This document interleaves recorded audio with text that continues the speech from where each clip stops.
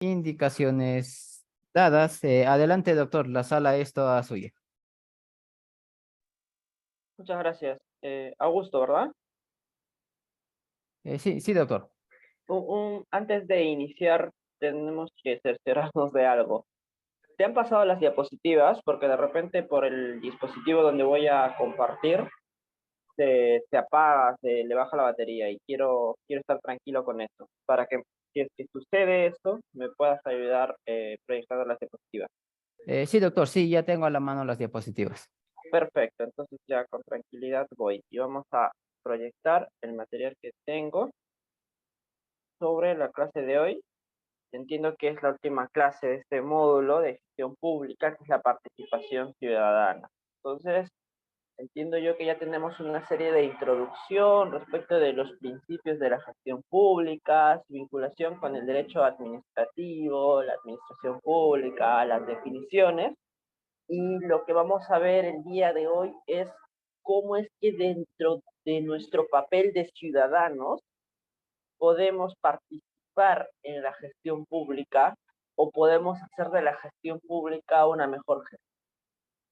No desde dentro de las instituciones, que lo podemos hacer, postulando un cargo político o un cargo público, preparándonos para ello y mejorar la gestión de las instituciones públicas desde adentro.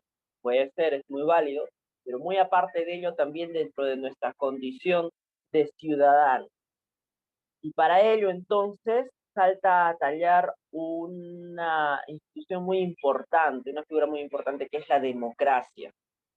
La democracia como figura no rígida aún, sino que va evolucionando cada vez más. Va evolucionando incluso con los avances tecnológicos, pero que lo que se requiere o la idea que se tiene es que nosotros decidamos el rumbo de nuestras propias vidas en consenso. Se forma una utopía porque cada quien tiene diferentes pareceres, incluso cada quien tiene diferentes pareceres ideológicos, políticos, pero sin menoscabar los derechos fundamentales ya preconstituidos y establecidos. Pues miremos un poco más allá y digamos qué es lo que queremos hacer con los recursos que tenemos, porque los recursos no son ilimitados, son limitados. Entonces necesitamos saber qué es lo que, cuáles son nuestras necesidades, en qué queremos gastar o invertir, mejor dicho, esos recursos, ese dinero que contamos nosotros, ese dinero público, a efectos de que la gestión pueda ser participativa y a efectos también de que quienes hayamos puesto en esos cargos y a ellos que están como servidores públicos, pues no malgasten, no derrochen los recursos públicos que nos pertenecen a todos nosotros. Y esto puede parecer algo muy fácil de entender, muy lógico, que esto tiene que ser así, pero si es que uno revisa un poco la historia, no hace mucho que estas ideas han estado enraigadas. Y tal es así que este cambio histórico todavía produce efectos no teóricos, sino efectos aplicativos. Porque si bien es cierto, actualmente, a diferencia de hace 40, 30 años atrás, por ejemplo, tenemos ya normas positivizadas respecto de la participación ciudadana en diferentes ámbitos, ¿no? Por ejemplo, primero la revocación de autoridades, el cuestionamiento que se le puede hacer a las autoridades, el presupuestos participativos, organizaciones sociales para comunicarse con las autoridades, proponer, dar iniciativas, ya sea constitucionales, iniciativas legislativas, por ejemplo, acceder a la administración pública, hasta el solo hecho de solicitar información que tienen esas entidades. Esto actualmente en la teoría está positivizado, es decir, forma parte del derecho positivo, está en las normas, pero en la práctica todavía no está mimetizado en la sociedad peruana. Y esto es porque es algo reciente. Estas normas no datan más allá de los años 90. Antes de la Constitución del 93, por ejemplo, no se tenía esta participación ciudadana, no se tenía algunos mecanismos de acceso a la información pública, que es uno de los pilares fundamentales.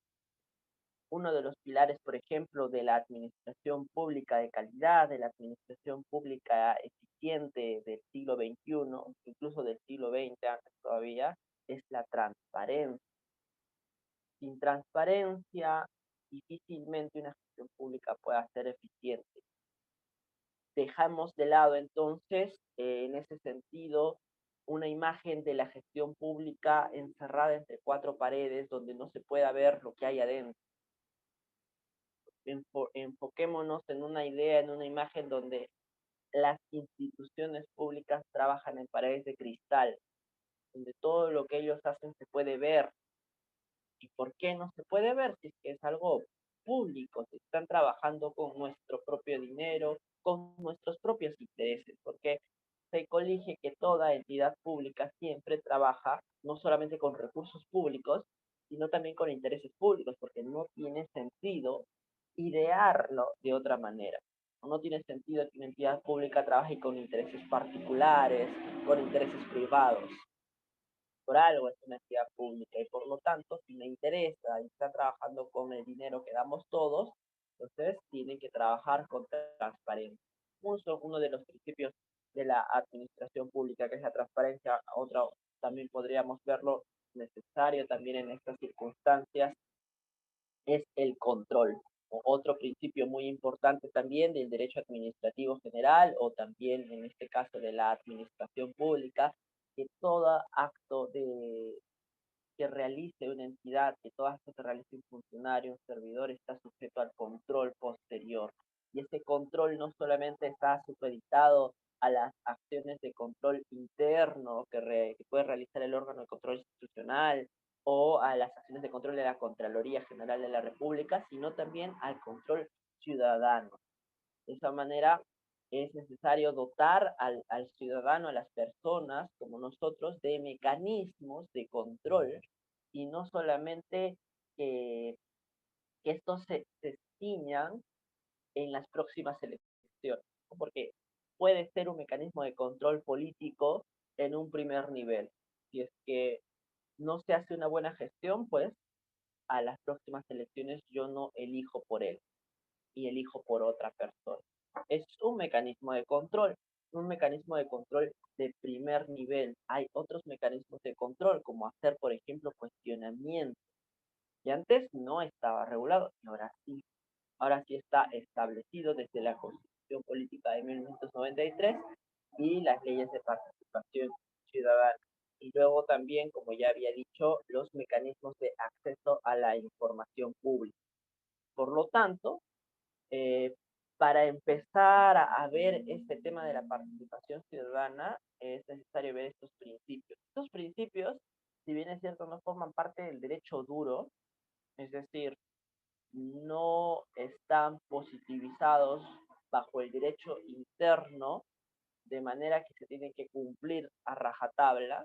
Esto es derecho duro, sino más bien esto es derecho blando, ¿no? Como se dice en Norteamérica, el soft law, donde de ahí proviene la distinción entre derecho duro y derecho blando. Este derecho blando, el soft law, son directrices, o recomendaciones, orientaciones para construir ahí sí un derecho duro, un derecho positivo y un derecho que se pueda ejecutar con coerción. El derecho verdadero, como dirían algunos. Pero si bien es cierto, esto no es derecho duro, no es hard law, es soft law, es derecho blando, no le resta importancia, porque está establecido en la Convención Interamericana. ¿Por qué? Porque antes de la Constitución del 93 hubieron muchos, ¿cómo decirlo? Muchas coerciones, muchas presiones a efectos de que cambie la mentalidad, que cambien en sí los países latinoamericanos en específico. Y hubo muchos cambios. Uno de los cambios, por ejemplo, fue el servicio civil.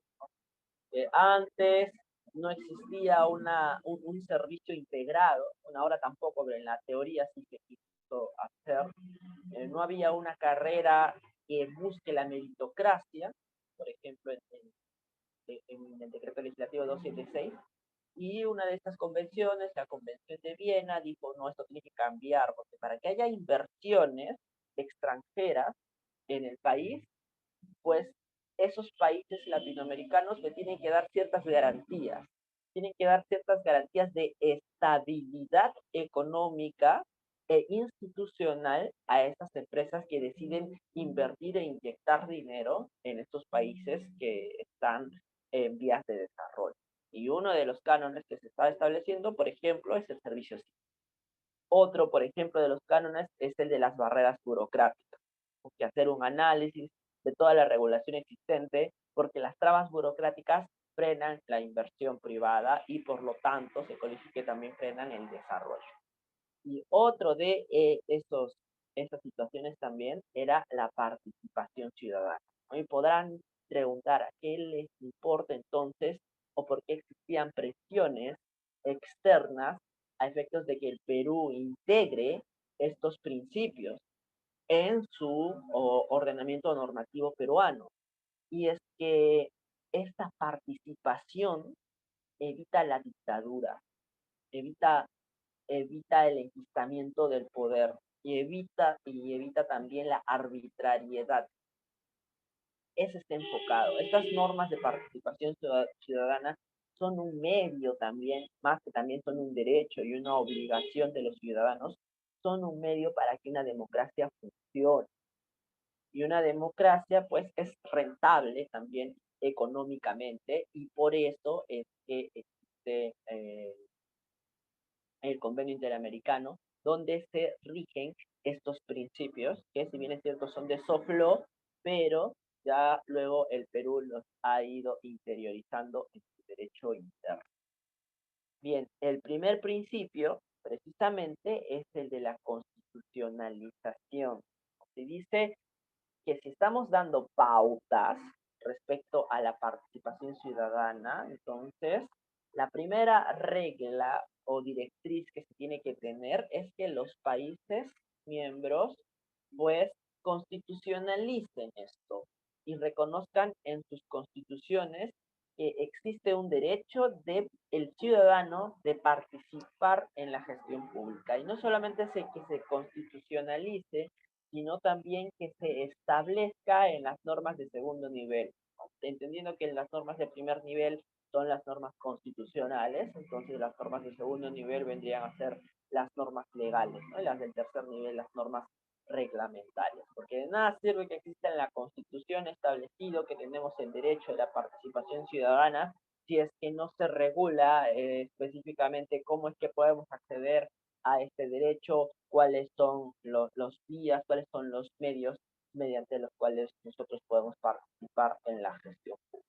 Pero en principio eso se tenía que poner en la Constitución y en la Constitución del 93 así se hizo. ¿No? Si vemos los apartados de los derechos que tenemos todos los peruanos, en el artículo 2, donde existe un listado de largo de derechos, ahí está el derecho a participar activamente, eh, y también el derecho a pedir, ¿no? La petición administrativa, es decir, a pedir cosas a la administración pública.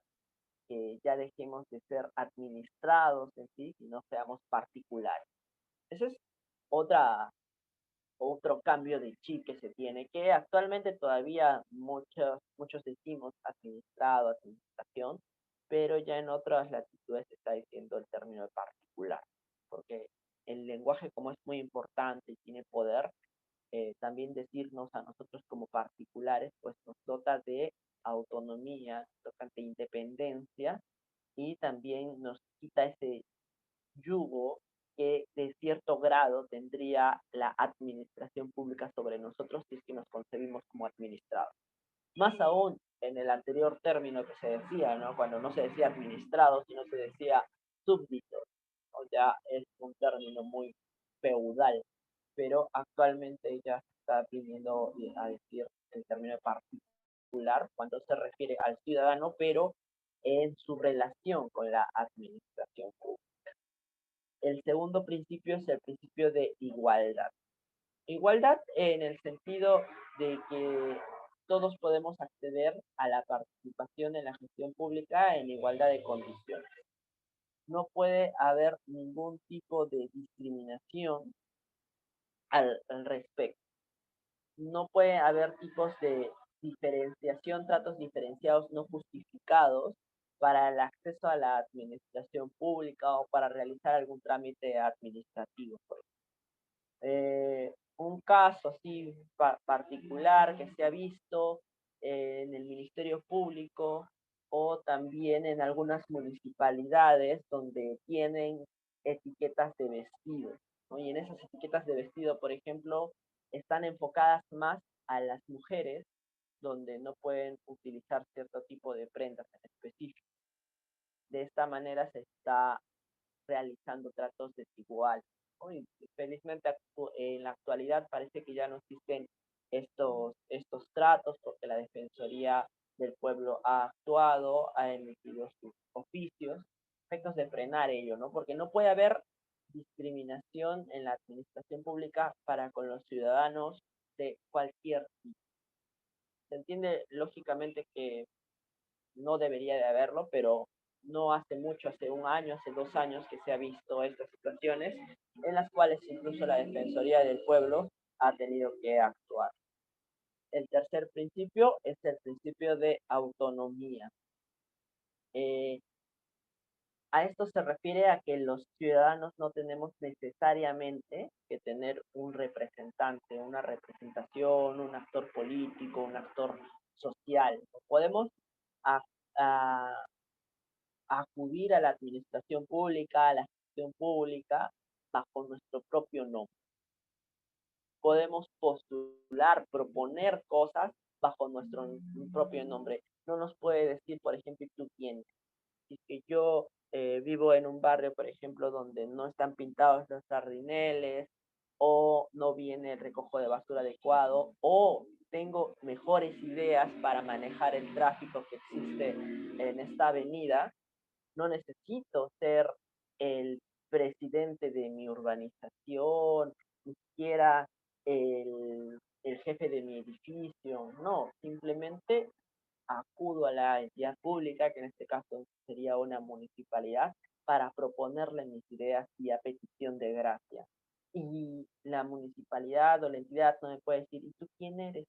Tú eres el representante, vienes a hablar por parte de todos los vecinos, tienes las firmas adecuadas. No, uno puede asumir como ciudadano el acceso a la administración pública autónomamente, ¿no? Autónomamente no significa individualmente, ¿no? Porque puedo hacerlo conjuntamente con las personas que estamos interesadas en el bien común, en un bien particular en específico. Pero autonomía se refiere a que no necesitamos ningún tipo de representante, ¿no? El interés, la legitimidad para obrar está ya interiorizada en nosotros, independientemente si somos representantes de un grupo social o no. Y el cuarto principio es el principio de gratitud. El cuarto principio señala que no se debe realizar cobro por el acceso a la administración pública o la participación en la gestión pública. No hay tasas, no hay cobros, no hay nada para la presentación de solicitudes. Para la presentación de solicitudes de participación ciudadana, ojo, porque seguro me van a decir que hay textos únicos de procedimientos administrativos en muchas entidades donde se establece una tasa o un arancel, ¿no? Y eso es distinto. Si es que hacemos trámites de carácter particular, pues posiblemente haya que pagar algunas contribuciones, algunas tasas, algunos aranceles a efectos de realizar el trámite, ¿no? Y lo que tiene que cobrar, según la ley del procedimiento administrativo general, es solamente lo que cueste el trámite y nada más, ¿no? Porque las entidades no son entidades con fines de lucro, el lucro no está bien llevado en entidad pública, pero que sí pueden cobrar lo que sea lo justo y necesario para producir ese acto que estamos pidiendo nosotros. Pero fuera de ello, en la participación ciudadana, por ejemplo, para darle alternativas de solución, para solicitar algunas cosas, pues es gratis. Por ejemplo, yo me manejo, bueno, hace un mes me manejaba mucho en scooter y veía que en el cercado de Lima había una rampa que estaba muy, estaba mal, no tengo el término técnico porque es de ingeniería o de arquitectura, ¿no? Estaba hundido y veía que eso podía ser un problema porque estaba justo después de un semáforo. ¿Qué se puede hacer en esas situaciones? Hablar con la Municipalidad Metropolitana de Lima, mandarle un escrito para decirle que arreglen esa situación, les mandé fotos para que lo vean y después de unos 5 días más o menos, no sé si es que fue a raíz de mi escrito o es porque ya estaba programado, pero ya lo encontré bien, lo encontré todo saneado. Y eso es una petición de gracia, ¿no? Técnicamente se llama petición de gracia o petición graciable, está establecida en la Ley del Procedimiento Administrativo General, que es una de las formas también en la que nosotros podemos contribuir a la gestión, o que podemos contribuir desde nuestra condición de ciudadanos, ver las cosas que pueden mejorarse y proponerlas. No necesitamos ser servidores públicos, no necesitamos ser funcionarios públicos. Y según la Ley del Procedimiento Administrativo General, estas peticiones de gracia, estas peticiones graciables, eh, se culmina el procedimiento o se puede culminar el procedimiento con la ejecución de lo solicitado, ¿no? Sin más, ¿no? Por ejemplo, en este caso, no era necesario que se me emitiese un acto administrativo, una carta, por ejemplo, explicándome las razones de por qué está bien mi pedido o por qué no se puede acceder a mi pedido. Si simplemente estoy viendo que han cumplido mi pedido de alguna u otra manera, sea cuáles sean los motivos reales, pues me doy por satisfecho y según la Ley de Procedimiento Administrativo General, este pedido ya puede archivar porque se ha cumplido en la realidad con él y sin cobro algún.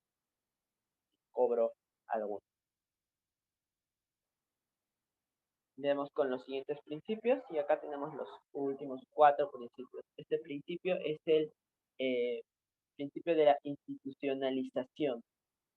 En el principio de la institucionalización se refiere a crear sistemas que permitan la viabilidad de la participación ciudadana, que no quede en teoría, que no quede en normas nada más, sino que se establezcan oficinas, áreas, hasta entidades que sean encargadas de velar por la participación ciudadana de manera transversal. Por ejemplo, la Defensoría del Pueblo. Es que se nos vulnera de alguna manera en el acceso a la gestión o a la administración pública, podemos acudir a la Defensoría del Pueblo, quien con sus oficios puede exhortar a las entidades o pedirle explicaciones también al respecto para que estas situaciones no se vuelvan a repetir. Y también existen otros mecanismos también de participación, no en la gestión pública en específico, sino en la participación ciudadana, que es en la participación electoral. Cuando queremos hacer cuestionamientos a nuestras autoridades elegidas popularmente, podemos demandarlo también a la autoridad electoral juntando las firmas y pues hacemos nuestro pliego en contra de la autoridad electoral. Esa es la institucionalidad. Luego también tenemos la corresponsabilidad social. Y esto va más que todo enfocado a los fines de la participación ciudadana. La finalidad es trabajar juntos. La finalidad es materializar la democracia. Una democracia abierta, que lo vamos a ver más adelante. Una democracia abierta donde se permita al ciudadano inmiscuirse en la cosa pública y que ambos sean responsables de lo que se vaya a ver. la corresponsabilidad. El penúltimo es el respeto a la diversidad y no discriminación, que tiene mucho que ver con el principio de igualdad, pero aquí ya se está hablando de personas que son de por sí mismos ya vulnerables bajo un factor histórico social, ¿no? Pueblos indígenas, afrodescendientes, otro o cualquier otro grupo poblacional social, ¿no? Por ejemplo, en la comunidad LGTBI, que también podría ser discriminada respecto a efectos de ingresar a participar en la cosa pública. Yo también creo que en la actualidad todavía no hemos superado eso, pero al menos teóricamente esto es indebido. No se puede realizar ningún tipo de diferencias por razones de derechos fundamentales, como en este caso la identidad de género o la raza, por ejemplo, o el origen de una persona. Y finalmente tenemos el principio de adecuación tecnológica.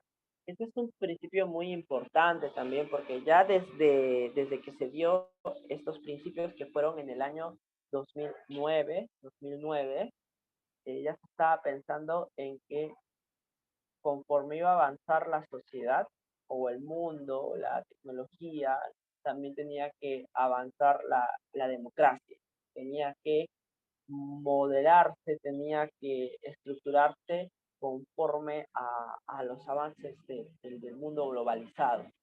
Y el mundo globalizado, pues, da más accesibilidad al respecto de la participación ciudadana en la cosa pública. Ahora, por ejemplo, son las 8:33 y el alcalde de la Municipalidad Metropolitana de Lima, no sé si es cierto, pero al menos así lo ha anunciado, está dando eh, está brindando una conferencia vía TikTok ahorita, según lo que se ha anunciado a través de sus portales, vía TikTok, vía Facebook, para dar su rendición de cuentas. Esto, mm, independientemente de las alineaciones políticas que tengamos, que nos parezca el candidato o no, pero es una forma de vincularse o estrechar lazos con la ciudadanía, de tener mecanismos de comunicación más directos y masivos, porque lo que se entiende, recordemos, no es trabajar en cuatro paredes, sino mostrar o actuar transparentemente. No sé si es que vaya a estar actuando transparentemente el alcalde, ojalá que sí, la verdad, pero enfocándonos en ese punto, pues está muy bien el hecho de la accesibilidad con el uso de recursos tecnológicos. Y es algo que se ha visto más allá fuera de la pandemia, también después de la pandemia, que las sesiones, por ejemplo, de consejo de varias municipalidades se han ido desarrollando mediante Zoom y que han sido compartidas a través de Facebook o redes sociales, porque nosotros más actuamos con Facebook, ¿no? ¿Qué personas van al consejo municipal de su municipalidad a ver qué es lo que están debatiendo los regidores? Son muy pocos, hay sillas vacías, es más, ni siquiera a veces ponen sillas porque saben que la gente no va a ir, pero si lo ponen en Facebook es mucho más probable que la gente pueda participar, pueda ver, pueda estar al tanto, pueda compartir. Y es lo que se ha hecho a raíz de la pandemia y algunas municipalidades, felizmente, aún cuando ya haya acabado, bueno, hayan acabado las medidas de distanciamiento, pues lo han continuado haciendo. Independientemente de que ya las reuniones son presenciales, todavía las transmisiones las están haciendo en vivo. No tienen ninguna norma que los obliga a hacer eso, pero es bueno que lo hagan porque a mayor transparencia, a mayor accesibilidad, pues va a haber mucha mayor confianza en la ciudadanía y en la sociedad respecto a las autoridades que ha elegido. Y esa es una de las situaciones importantes que benefician también a las autoridades electas respecto a los mecanismos de participación ciudadana, porque también los beneficia. También les beneficia que actúen transparentemente, que sean accesibles, porque así van a gozar de legitimidad. Van a gozar de legitimidad, de efectos de tener una buena imagen política, que es lo que generalmente quieren, y también que puedan trabajar tranquilos. Que trabajar con presiones políticas o presiones sociales es muy difícil estando dentro de una gestión política.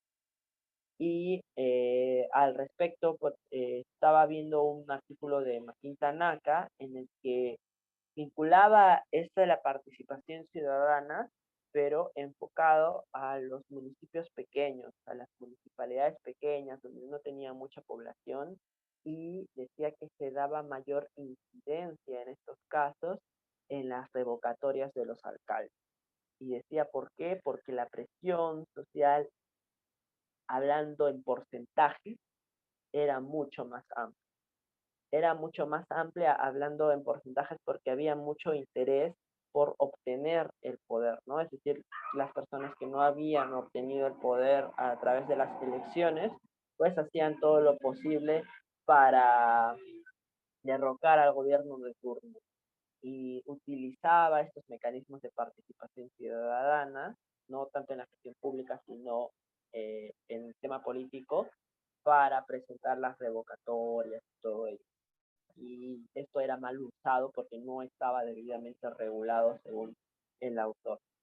Y es algo que tenemos que tener cuidado también, ¿no? No pasarnos de los medios hacia los fines, ¿no? Este es un medio, no es el fin en sí. El fin es bienestar social, que todos estemos bien. Esa es la finalidad.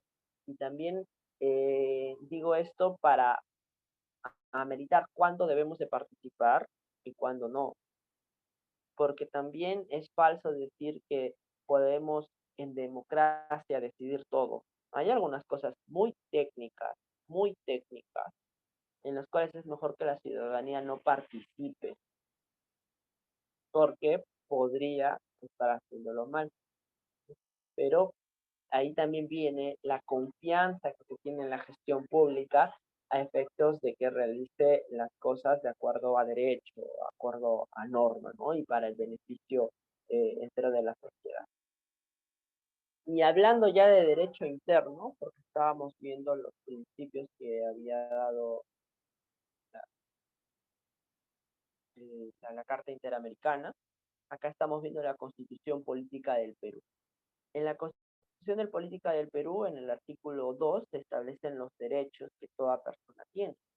Y uno de los derechos es a solicitar sin expresión de causa la información que se requiera de cualquier entidad pública.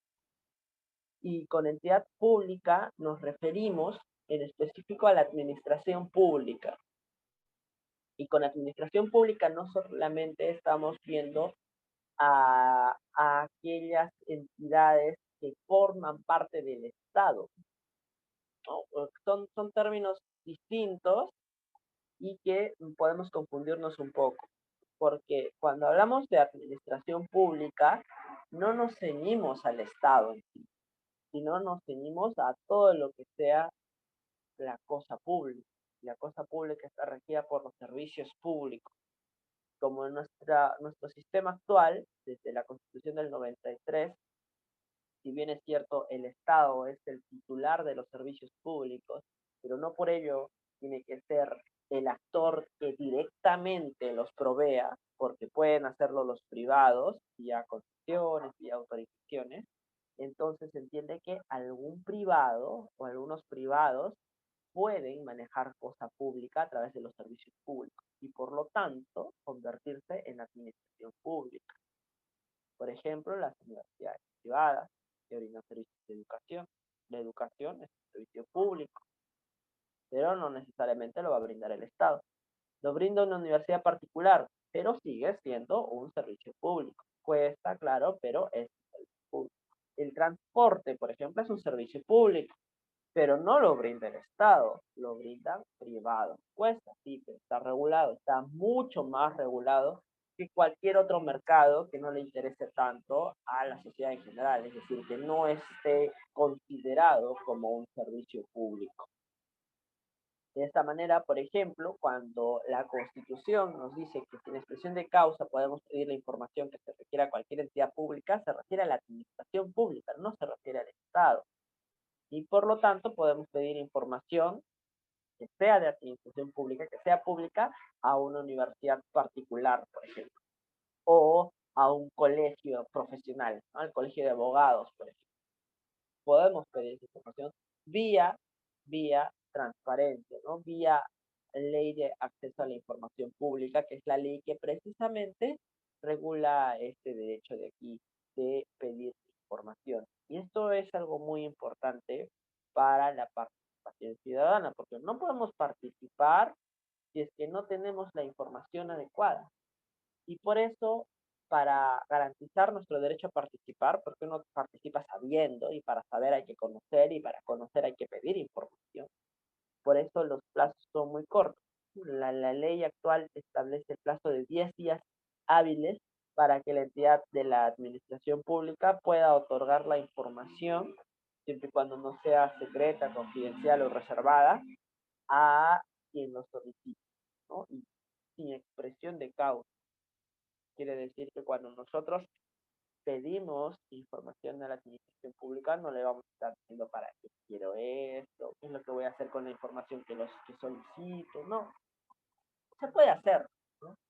Bajo un acto de buena fe procedimental, ¿no? Puedo decirle yo, ¿no? Lo quiero para una investigación que estoy haciendo, lo quiero para luego solicitar algunas iniciativas que tengo, o estoy haciendo mi tesis, necesito información, o soy un periodista, estoy investigando esto, lo puedo hacer, puedo decir, pero no es necesario porque tenemos nosotros el derecho de solicitar esta información de la administración pública sin decir por qué, ¿no? Como se denomina técnicamente, sin expresión de causa. Las causas, las razones, no las digo, simplemente lo solicito porque es mi derecho y las entidades de la administración pública me lo tienen que dar. O por ejemplo, cuando estaba en Arequipa, el año pasado, vi que habían cambiado las rutas de las empresas de transporte. Esto no me parecía muy inteligente, muy listo, porque había una vía muy grande que era de doble vía y ahora solamente es una, ¿no? De una sola dirección.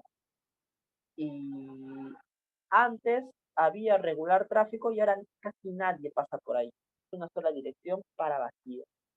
Y los carros, los buses, en lugar de ir por esa avenida grande que la habían remodelado, estaban yendo por las calles aledañas. Y las calles aledañas estaban remodeladas. Y producto de las lluvias, porque ahí llueve mucho, estaban destrozadas. Y pasaban por ahí. Entonces yo dije, necesitamos una iniciativa para modificar esto, si es que se ha establecido así en las rutas, o no están cumpliendo estos señores de las empresas de transporte sus rutas autorizadas, si es que se las han modificado. Hay muchas incógnitas en mí. No puedo postular nada si es que no tengo un conocimiento. Entonces, ¿qué es lo que tengo que hacer? Informar. ¿Cómo me informo? Primero, bajo el principio de transparencia, visto en general, la administración pública no solamente tiene la obligación de darme la información que yo requiero sin expresión de causa, sino antes de pedírmela, tienen que consignar en su portal web los datos necesarios. Ustedes seguramente saben que hay una plataforma que se llama gov.p, gov.p, a través del cual se ha sistematizado la información que poseen las entidades, sus documentos de gestión, por ejemplo, y nosotros podemos acceder amablemente a esa plataforma. Al principio choca un poco porque era un poco difícil, pero más que todo por costumbre, acceder a esa plataforma y entender cómo funciona, pero de alguna manera es mejor que haya una plataforma única a que todas las entidades tengan sus propias páginas de información distintas y con los botones donde sepa quién sabe dónde. ¿no? Ahora solamente es una plataforma y ya se sabe ya dónde están ubicadas cada tipo de información.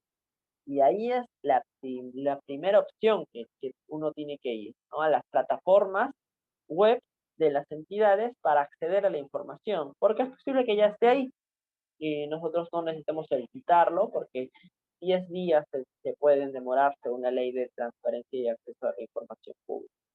¿Y qué fue en este caso? Accedí al sistema integrado de transportes de la Municipalidad Provincial de Arequipa para ver cuáles eran las rutas autorizadas. Y sí estaban las rutas autorizadas, pero no sabía si estaban desactualizadas o si es que sí estaban actualizadas y las empresas de transporte no las estaban cumpliendo porque no era lo que yo veía en la realidad. Porque en esos mapas que se estaban transmitiendo en el portal web, se señalaba que los vehículos, las rutas de transporte, tenían que ir por la avenida a doble vía. Eso no era así, en la realidad no era así, solamente se estaban yendo a una sola vía nada más y para el regreso se iban por donde sea, o por las vías contiguas, por las calles que son más. Entonces me generó duda. No sé si es que las empresas están incumpliendo o por el contrario, eh, está desactualizada la información pública que han puesto en su portal. Sea como sea, pues plan B. Y el plan B es pedir por acceso a la transparencia, por acceso a la información pública vía transparencia, vía ley de transparencia, en virtud de este numeral 5 del artículo 2 de la Constitución Política del Perú y preguntarle a la Municipalidad de Arequipa en una página nada más, una página y media, decirle, está actualizado en su plataforma y en específico me puedes decir cuál es la ruta por la que pasan las empresas de transporte que has autorizado, si pasan por aquí o pasan por la otra calle, porque yo estoy viendo que están pasando por la calle, ¿no? Y la avenida solamente es de una sola vía y me parece que es innecesario. Pero solamente estoy solicitando información. ¿Es información pública? Sí, es información pública, me la tenía que dar en 10 días hábiles según la ley de acceso a la información pública. Esto en la realidad, esto, perdón, en la norma. Porque si bien es cierto, a diferencia de décadas pasadas, al menos tenemos una norma para decir que podemos acceder a la información pública, podemos participar en la gestión pública, todavía no se tienen enraizado estos criterios en la mente de los funcionarios públicos. En los funcionarios públicos, si nos metemos en la mente de uno, seguramente va a decir, ¿para qué quiere pedir eso? No, no se lo demos. No, no, ¿para qué vamos a estar diciendo? ¿Qué le podemos decir para no darle la información? Y si no le damos, ¿qué va a pasar? ¿Qué puede pasar conmigo? Porque trabajan eh, en mimetismo, en sincretismo, en hermetismo, como si tuvieran miedo, como si estuvieran haciendo las cosas mal, ¿no? Yo siento eso en muchos lados, como si estuvieran haciendo las cosas mal y tienen miedo de que se pueda dar cuenta alguien, ¿no? Y no necesariamente. Y ese es un indicador también bueno de que si un funcionario está haciendo bien las cosas. Si es que entrega la información rápidamente, por ejemplo, el CINEACE o la Procuraduría General del Estado, la Junta Nacional de Justicia, son entidades que entregan la información en mucho menos del plazo legal establecido. Y eso es un buen indicador, significa que no le están temiendo a nada, ¿no? Están dando la información nada más y lo están haciendo bien. Hay muchas municipalidades también así, pero hay otras que no, hay otras entidades donde rehusan. Ya no se sabe si por ignorancia o porque simplemente no quieren despojarse de la información como si les correspondiese, ¿no? Como si la información fuera suya, si no fuera de todos. Y aquí viene a tallar cuáles son los mecanismos que nosotros tenemos para hacer salvaguardar o para garantizar este derecho, porque de poco sirve mucho que en la norma esté establecido que tienen 10 días, porque si los incumplen, ¿qué pasa? ¿Qué puede pasar? En los años 90 se brindaron medios, mecanismos para hacer velar por este derecho. Y este derecho se elevó al rango constitucional, no solamente en materia sustantiva, sino también en materia procesal, porque ya existe la garantía constitucional del habeas data para llevar a través de un proceso constitucional el hecho de que no me estén dando información. Incluso yo lo usé hace mucho tiempo cuando era estudiante, por ejemplo, contra el Ministerio del Interior, también la misma cosa, ¿no? ¿Para qué quieres esta información? No, no te la puedo dar, no quiero, y ahí, ¿no? Con una habeas data se demoró, creo que medio año, 8 meses, pero en primera instancia me declararon fundada en parte, recuerdo porque había solicitado información que no tenía, pero la ley dice que ellos están obligados a tener información que tengan o que deban de tener. Entonces el argumento de que no tengo no basta, porque ahí salta la otra pregunta. Ya, no tienes esa documentación, pero debes de tenerla, deberías de tenerla conforme a tus funciones. Sí. Si deberías de tenerla, entonces prodúcela, hazla, porque yo la estoy solicitando. Y bueno, felizmente, en segunda instancia, después de un año y medio, se pudo conseguir la información. Actualmente tenemos un mecanismo mucho más rápido que la habeas data. Es la apelación en vía administrativa al Tribunal de Transparencia. Mucho más rápida, digo, pero tampoco es la panacea. No es que sea ajá, extremadamente rápida. Se demora unos 4 meses en resolver, ¿no? Pero al menos ya uno no va al Poder Judicial, ¿no? Y eso es lo bueno. Creo que actualmente ya vía de vías de derecho administrativo, ir al Poder Judicial no es una muy buena salida, no es una muy buena opción en la mayoría de los casos que tocan temas administrativos. Mientras todo quede en vía administrativa y se pueda ganar ahí, pues mucho mejor. Y uno de estos casos es eh, los pedidos de transparencia. Para ir en habeas data, vamos a demorar mucho, pero quien es especialista en temas de transparencia es precisamente el Tribunal de Transparencia.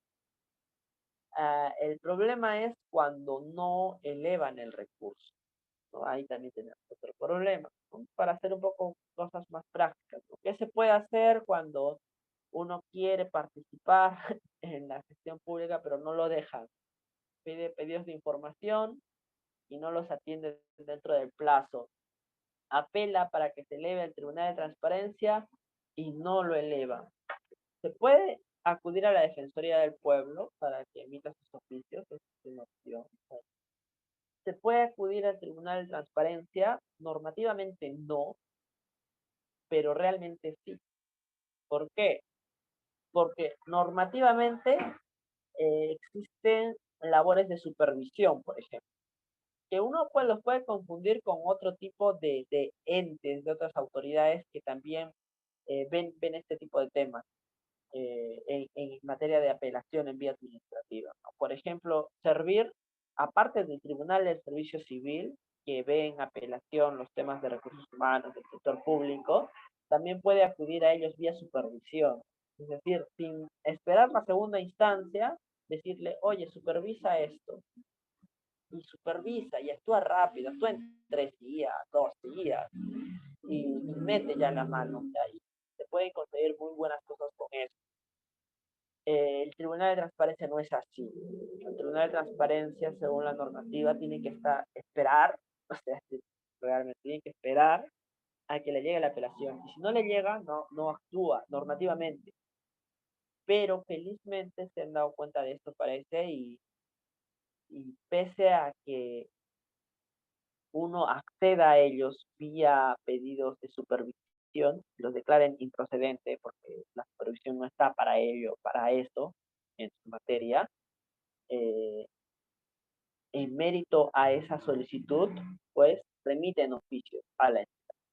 Entonces funciona, ¿no? Aparentemente, formalmente no tienen estas atribuciones, pero igual funciona, porque ven sus fines, ¿no? Ven la finalidad por la cual existe el derecho del acceso a la información pública y pues acuden a la entidad que no está elevando los recursos. Eso también ayuda. Otro que ayuda también es presionar para efectos que se realice el deslinde de responsabilidades. Y esto es muy bueno porque la normativa es muy rígida respecto a responsabilidad administrativa para los servidores o funcionarios públicos que no te permiten acceder a la información pública, pero a la par es un arma de doble filo porque como es una normativa rígida específica, no se conoce todavía muy bien a detalle y pasa mucho que entidades que sí quieren sancionar, sancionan mal porque no conocen la normativa, ¿no? Y luego son declaradas nulas sus sanciones y todo lo demás. Y es que pese al régimen ordinario de responsabilidad funcionarial interno que está recogido en la ley del servicio civil, bajo un procedimiento administrativo disciplinario que seguramente muchos han escuchado, el famoso PAD, en materia de responsabilidad funcionarial por vulneración a las normas de transparencia, no se rige bajo ese régimen. Y es algo que muchos, como no se conoce esto, pues lo tramitan bajo el régimen ordinario, el régimen normal, y luego caen en nulidades. Pues no se persiguen los fines. Y al final puede estar de que sea letra muerta prácticamente, ¿no? Que haya vulneración al derecho al acceso a la información pública, y bien queriendo hacer algo por la sociedad, pues al final no se puede hacer nada porque no se están aplicando debidamente las normas, ni por un lado ni por el otro. Entonces, si es que tienen este tema ustedes, pues tengan que tener mucho en cuenta que el régimen funcionarial, el régimen sancionador, no es el régimen disciplinario del servicio civil, sino es el régimen que se estableció en el reglamento de la ley de acceso de transparencia, de acceso a la información y transparencia, que es parecido, pero las infracciones son otras, ¿no? Y con una tipificación diferente, pues claramente se podría generar nulidades que hacen cosas malas. ¿Sí? Esto respecto al derecho a la información pública, que es un derecho muy importante que tenemos que tenerlo muy en cuenta todos. Luego sigue derecho a participar en forma individual o asociada en la vida política, económica, social y cultural de la nación. Eh, y aquí no solamente está el derecho a ser elegido o el derecho a formar agrupaciones políticas que bajo los cimientos ideológicos propios que tenga una comunidad puedan participar en la vida política y aspirar a ser elegidos y tener el poder para ejecutar las ideas que tienen, sino de cualquier tipo. También puede ser una organización social que ayude o solamente dicte propuestas a la gestión pública, al gobierno, o también ONGs que trabajen de la mano con, con los gobiernos locales, con los gobiernos regionales, respecto a actividades focalizadas específicas. Por ejemplo, sé de una ONG que estaba en Chorrillos y trabajaba de la mano con la municipalidad de Chorrillos para poner puestas en valor de algunos basurales, ¿no?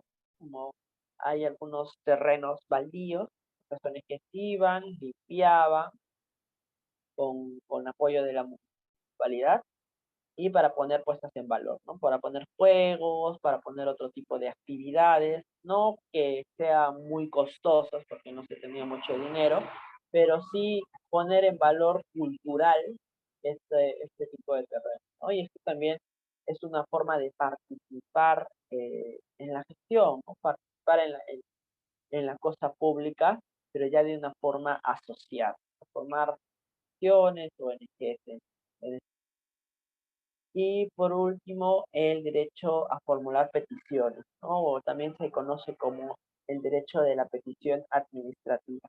Este derecho de la petición administrativa puede ser una petición individual, o sea, uno solo lo puede hacer, o también de forma colectiva. Por ejemplo, si es que el parque de mi barrio está desolado, pues puedo pedir que haya mantenimiento, puedo pedir que mejoren el tema de parques jardines, en la municipalidad, lo puedo hacer yo solo, o también lo puedo hacer colectivamente, ya dependiendo de los intereses y de las finalidades que yo busque, ¿no? Siempre por escrito, ante la autoridad competente, que en este caso del ejemplo sería un gobierno local, ¿no? Y las respuestas también tendrían que ser por escrito dentro del plazo legal. ¿Cuánto es el plazo legal? Según la Ley de Procedimiento Administrativo General, no más de 30 días hábiles para cualquier tipo de petición que no esté regulado en una norma especial, que es precisamente este caso, 30 días hábiles, salvo que se traten de peticiones de gracia, ¿no? Como repito, son estas peticiones en las cuales yo estoy pidiendo que arreglen tal situación o estoy proponiendo algo, ¿no? Que no está regulado, que no tiene un procedimiento, un cauce establecido.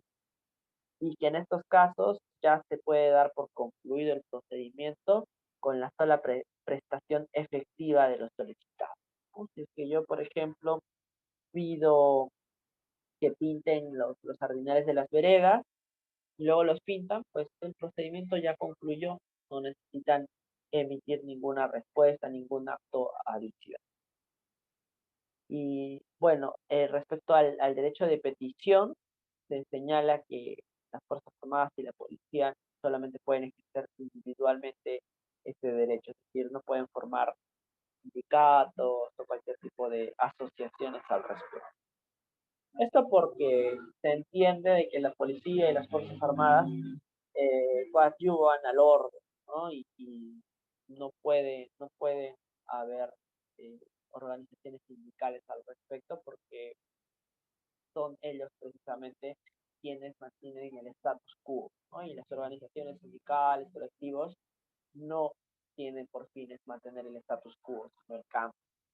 Para atacar esta dicotomía o esta paradoja que se podría resultar, pues se positiviza esto a nivel constitucional.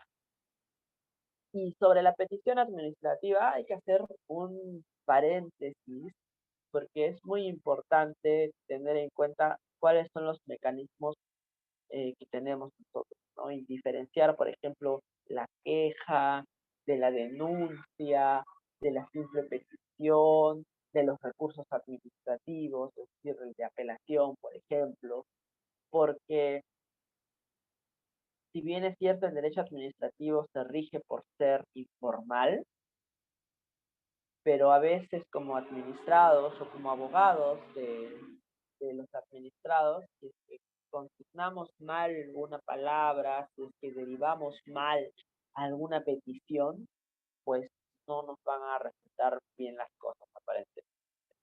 Y para eso hay que distinguir. Cuando uno presenta cualquier tipo de escrito, es una petición administrativa. Entonces, cualquier tipo de escrito está dentro del marco del numeral 20 del artículo 2 de la Constitución. Es un pedido, cualquiera. Pero una denuncia es un pedido. Un recurso de apelación es un pedido. Una queja es un pedido. Todo es un pedido. Eso es algo general. Entonces, veamos las diferencias. Cuando uno presenta una queja, se está quejando de un trámite que está siguiéndose indebidamente, pero que no se ha decidido todavía. No se ha decidido todavía. Por ejemplo, se está dilatando el trámite, se está demorando mucho. Hay una autoridad que lo tiene en su despacho o en su mesa, en su mesa de recepción y no atiende el pedido. Ya ha pasado un montón de días, más de los que establece la ley, y no lo atiende. Me quejo de eso, me quejo de esa omisión. O me quejo de que lo han derivado a una autoridad incompetente que no tiene nada que ver, que según el trámite él no lo tendría que estar viendo, no lo tendría por qué tener en su despacho y lo tiene. Me quejo de una indebida derivación. Pero no me estoy quejando de lo resuelto porque no han resuelto nada. No, no los estoy denunciando a ellos no me importan, lo que me importa a mí es mi trámite. Cuando yo me quejo, me quejo de algo objetivo, me quejo de la demora, me quejo de una mala derivación, en sí me quejo de un defecto del trámite, de algo objetivo. Si es que luego eh, los procesan por demorones, por negligentes, no me importa. La queja no incide en eso. La queja incide en algo objetivo. Si bien es cierto, en el trámite de la queja luego le van a pedir los descargos a ese servidor quejado y luego se va a exhortarle a que cumpla. Y con ello digo que lo más importante en la queja es que se regularice el trámite, que se sanee el trámite, que se le dé un empujón al trámite, por así decirlo. Y luego de ello se pueden derivar los actuados para hacer un deslinde de responsabilidades, pero luego, muy aparte, ya es otro tema, es otro trámite. Lo que quiero ver ahora es la queja, es algo objetivo. Y por eso, como es algo objetivo, fácil de ver, el trámite es rápido, de unos cuantos días y ya. Por eso es una queja de trámite, por defectos de tramitación. Diferente es una denuncia. En una denuncia, yo estoy denunciando al servidor o al funcionario. Dejo de ver mi tema, o sea, el tema que me importa, el trámite que he realizado, y ya no me enfoco tanto en el trámite, sino me enfoco en el funcionario y lo denuncio a él. Entonces, ahí lo que se analiza no es el trámite en sí, sino es la conducta de ese funcionario, de ese servidor. Eso es mucho más complicado, eso es mucho más lato, porque esto va a Secretaría Técnica, con copia de recursos humanos, y desde que toma recursos humanos, ellos tienen un año para poder iniciar recién un procedimiento administrativo disciplinario para ver la responsabilidad. Tienen 30 días para mí comunicarme de cuál es el estado, pero bien podrían decirme, el estado es que está en investigación. Y bien, según las normas está bien, porque yo lo que he presentado es una denuncia y se pueden demorar un año en iniciar el procedimiento y luego de iniciar el procedimiento se pueden demorar otro año en culminarlo sin incumplir normas. Está dentro del sistema. ¿Por qué? Porque denuncié. Entonces, si es que en lugar de presentar una queja, importándome el trámite nada más, presento una denuncia, lo van a derivar a Secretaría Técnica y se pueden demorar, porque un análisis de responsabilidad disciplinaria es mucho más complejo y por lo tanto, según la normativa, los plazos son mucho más largos. Por una simple palabra, ¿no? Porque quizás bajo el argot popular pueda significar lo mismo queja que denuncia, pero son distintos, son muy distintos. Queja es algo objetivo, denuncia es algo subjetivo, porque la responsabilidad es subjetiva, me fijo en el sujeto. En cambio, en la queja no, me fijo en el trámite. Y otro tipo es el recurso, ¿no? El recurso de apelación en específico. Hablemos del recurso.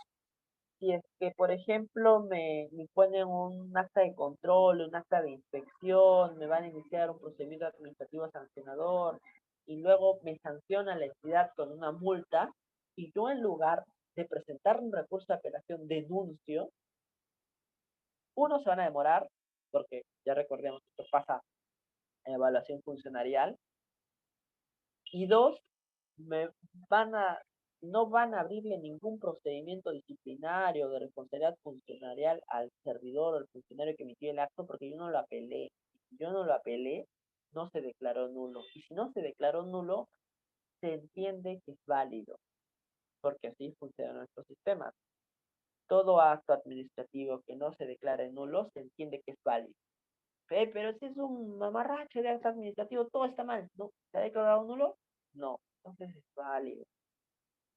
Ese es nuestro sistema. Presunción de validez hasta que se declare en nulo. Por más que sea ya un, un acto administrativo que esté carente de motivación total, yo no puedo decir que es carente de motivación si es que no se ha declarado nulo. Porque si no se ha declarado nulo, se entiende que es válido. Y si se entiende que es válido, se entiende también de que cumple con todos los requisitos de validez. Y los requisitos de validez del acto administrativo son competencia, objeto, motivación, procedimiento regular y finalidad pública. Entonces cumple con estos cinco, si es que no se declara. ¿Y por ¿Por qué no se ha declarado nulo? Porque no apelé. ¿Y por qué no apelé? Porque me equivoqué. En lugar de presentar una apelación, presenté una denuncia o una queja por defectos de tramitación. Por ejemplo. Aquí lo que puede hacer la administración pública puede hacer es remitir o reconducirlo hacia una apelación si es que se podría denotar del escrito que lo que realmente queremos es apelar. Eso sería una buena práctica. U otro preguntar al administrado, ¿no? Oye, ¿no quieres presentar tú una apelación porque me estás presentando una denuncia? ¿No? Igual tienes 15 días hábiles y todavía no se han vencido, ¿no? Así que no se han. Pero esta buena práctica no siempre suele pasar, ¿no? Y como administrados no podemos estar a las expensas de una muy buena administración pública, que sí debería de ser así, pero en la realidad, pues, a veces es otra, ¿no? Entonces necesitamos estar debidamente preparados para poder actuar, ¿no? Porque a veces el sistema nos puede jugar mal en estas cosas y tenemos que estar preparados para poder entender. Ayer, por ejemplo, me vino una consulta y solamente era consulta porque yo no tenía nada más que hacer porque era un acto administrativo que no había apelado el administrado y habían pasado ya 5 meses desde que lo hayan notificado debidamente. Entonces yo dije, quizás otros abogados se digan que hay que presentar recursos o, no sé, acciones constitucionales, pero no va, no va. Nuestro sistema es preclusivo al respecto. Si es que te notifica con un acto administrativo que te perjudica, pues tienes 15 días para presentar recursos de apelación. Si no presentas el recurso de apelación, pues ya estamos en problemas. Se entiende que has consentido el acto administrativo. Y si has consentido el acto administrativo, se colige que estás de acuerdo con ello y ya es perfectamente ejecutable. Entonces, eh, tenemos que tener mucho en cuenta eso. Y es algo que quería compartirles actualmente respecto del derecho de petición también, que es muy importante que tengamos en cuenta estas diferencias, porque he visto en la realidad, esto pasa mucho en la realidad, que por no apelar, por presentar denuncias, por enfocarse a ello, o presentar denuncias en vez de quejas, pues no consiguen lo que realmente deberían de conseguir los administrados. Eh, Quisiera dar un break de 2 minutos, por favor, y si me podrían poner las preguntas, pues voy a poner a cargar esto antes de que, antes de que me bote de la pantalla. Si es que tienen preguntas, por favor, me las pueden poner en el chat, ¿sí? Es- Nunca he hecho esto, pero creo que es mejor avisarles antes de irme así desde improviso. Regreso en 2 minutos, ¿sí?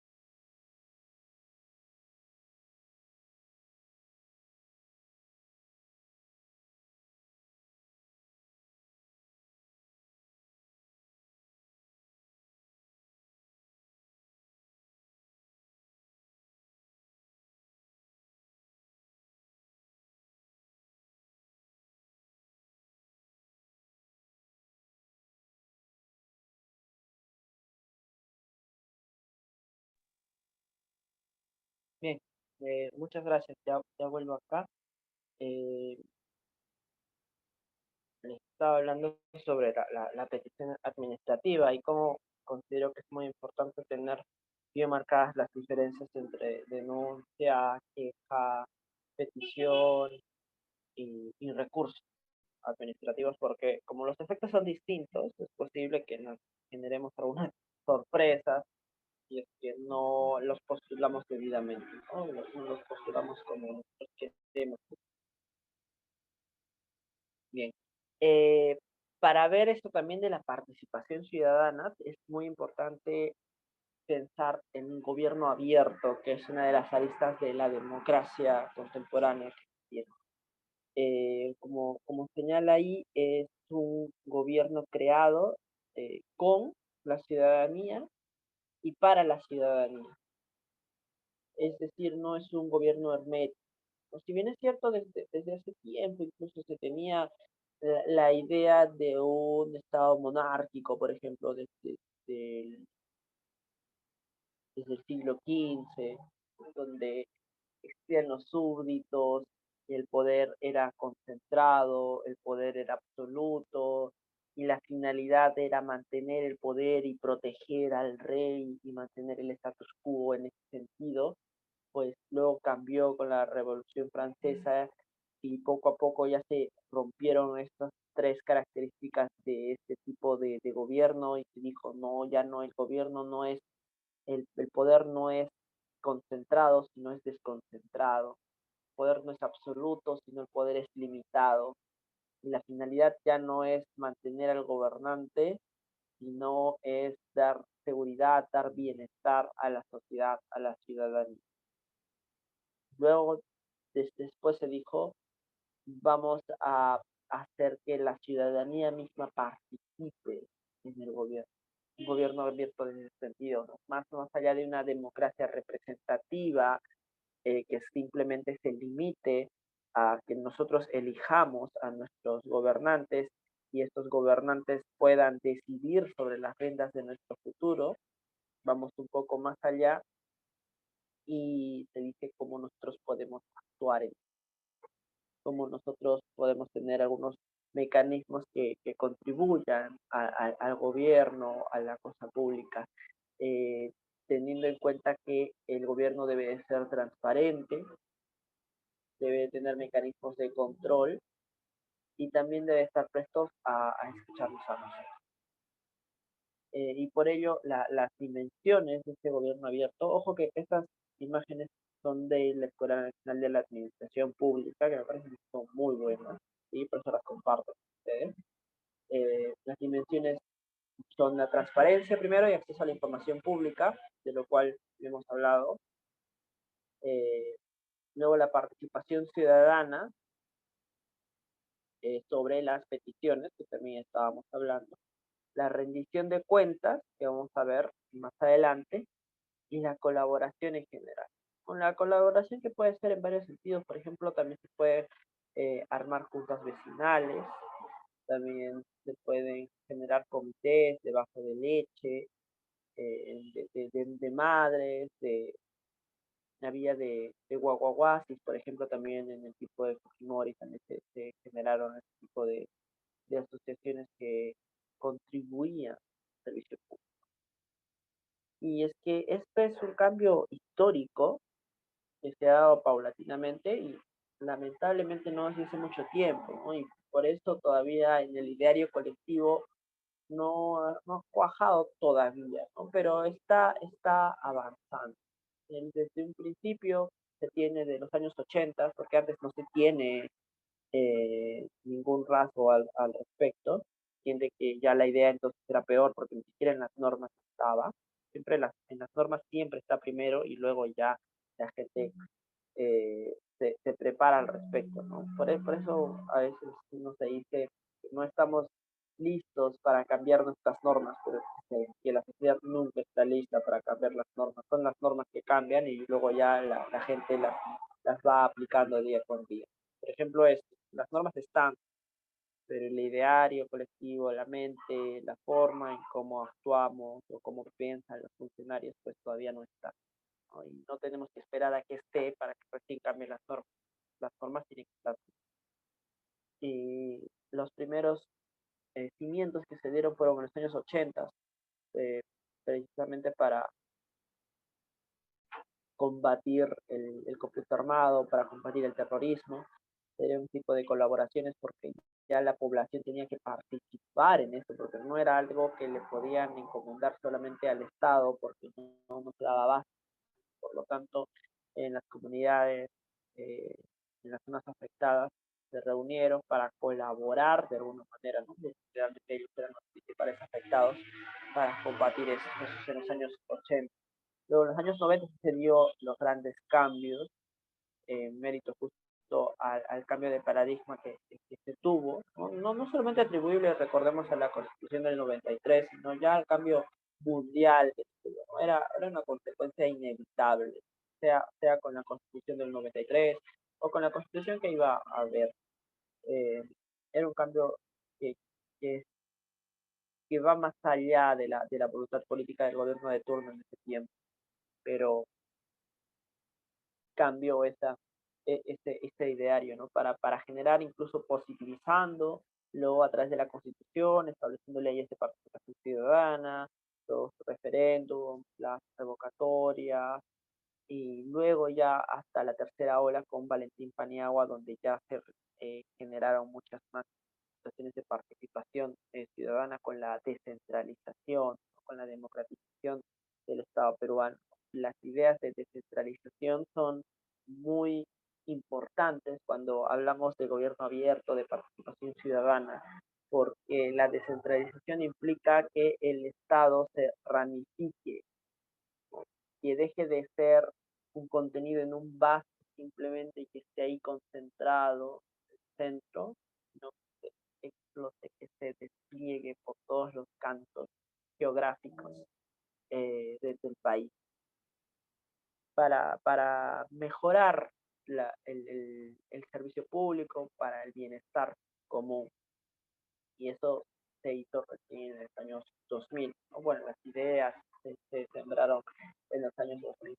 Y ahora en los años 2020, incluso 2010 también ya la, el gobierno abierto ha mejorado con el uso de la tecnología, ¿no? Antes, por ejemplo, no podían haber sesiones de consejo que se transmitan virtualmente a tiempo real y que cualquier persona podía acceder a través de sus teléfonos, pero actualmente sí se puede. O también los comentarios. No podemos comentar actualmente. Yo recuerdo que en la universidad eso lo propugnábamos como una idea utópica, ¿no? Por respecto de la participación ciudadana, qué bonito sería que cuando uno postule algo, cada quien pueda comentar, ¿no? Y actualmente así se puede.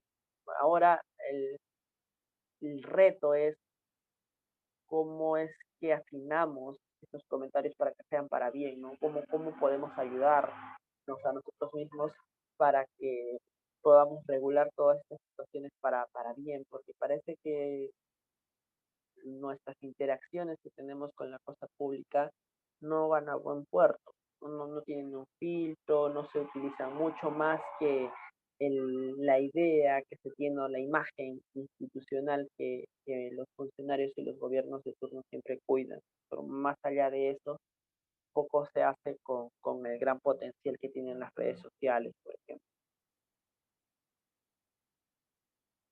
Esto de la transparencia, pues ya lo hemos visto, ¿no? Estábamos viendo que hay una transparencia activa respecto a los portales, ¿no? Recordemos el ejemplo que dije del transporte público, ¿no? Lo primero que hice fue acudir a los portales de la institución, de la entidad, que es la transparencia activa, y a través de ellos, pues puedo yo acceder a la información pública, porque la transparencia no solamente es que me den la información cuando yo la pida, sino también que la información ya esté ahí, ¿no? Sin necesidad de pedirla, ¿no? Para evitar esos problemas también, que esté ahí la información y que si yo quiera, pues pueda acceder. Uy, se apagó el laptop. Augusto, por favor, ¿podrías ayudarme? Sí, doctor, ahora mismo lo comparto. Pasó lo que estaba pensando.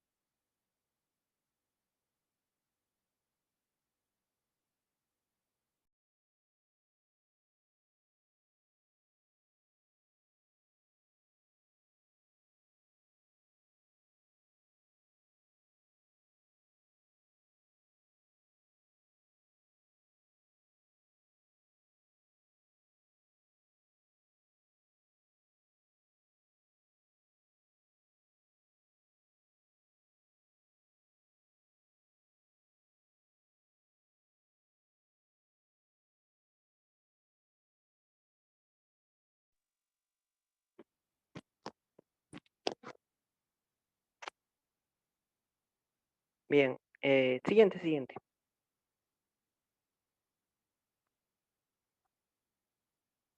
Dos más.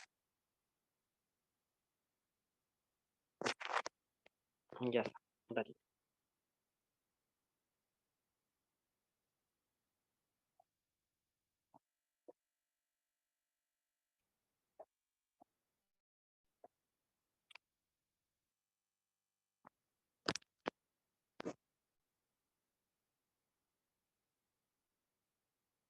Ya, a ver. Estábamos hablando sobre las dimensiones de gobierno. Voy a poner cargando un ratito. Vamos a estar así unos 4 minutos nada más, por favor. Y dentro de las dimensiones tenemos tres muy importantes, ¿no? En la parte azul que vemos la participación en las decisiones públicas y tiene que ver con lo que estábamos hablando en un principio, que es en la formulación de denuncias o en la intervención de consultas respecto de cualquier decisión pública que se pueda tomar, ya sea en la emisión de actos administrativos, es decir, en las decisiones públicas en concreto, por ejemplo, en la emisión de licencias, en, en las autorizaciones, en los permisos que se concedan o en las denegatorias también, como también en las decisiones públicas de obras o en la decisión de servicios. Por ejemplo, hay una urbanización que yo vi que tenía una propuesta para mejorar el parque que estaba frente a sus fachadas, ¿no? Era un parque que era muy tradicional, pero no tenía nada que pueda ofrecer más allá de unos cuantos árboles y la vereda típica, ¿no? Entonces, ahí se podía realizar algunos cambios, pero para ello se necesitaba presupuesto que los vecinos obviamente no tenían, que era muy caro, pero que la municipalidad sí podía hacerlo si es que lo consideraba necesario.